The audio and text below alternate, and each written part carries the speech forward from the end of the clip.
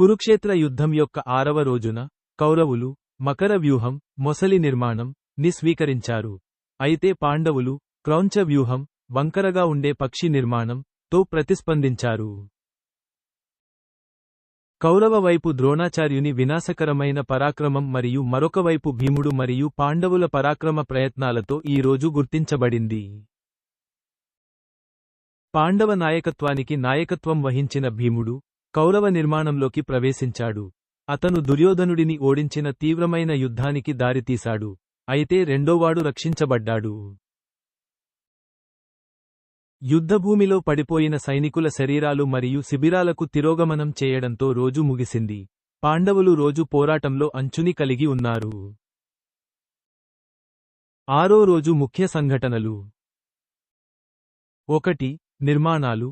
కౌరవులు మకర వ్యూహాన్ని మొసలిని ఏర్పరచారు మరియు పాండవులు క్రౌంచ వ్యూహ వంకర పక్షి తో ప్రతిఘటించారు. 2. ద్రోణుడి విధ్వంసం.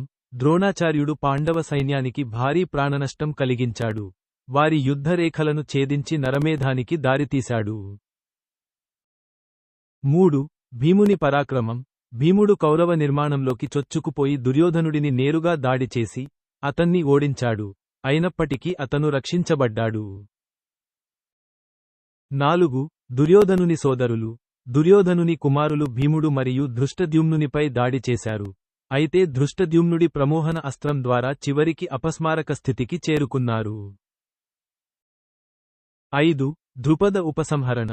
ద్రుపద రాజుతో ద్వంద్వ యుద్ధంలో నిమగ్నమైన ద్రోణుడు ధృష్టద్యుమ్నుడి ఆయుధం యొక్క ప్రభావాన్ని రద్దు చేయడానికి ప్రజ్ఞా అస్త్రాన్ని ఉపయోగించాడు మరియు ద్రుపదుడిని గాయపరిచాడు.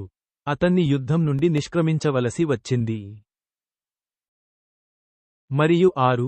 End of the day. సైన్యాలు తమ తమ శిబిరాలకు ఉపసంహరించుకోవడంతో యుద్ధం ముగిసింది. శవాలు మరియు విరిగిన రథాలతో మైదానం నిండిపోయింది.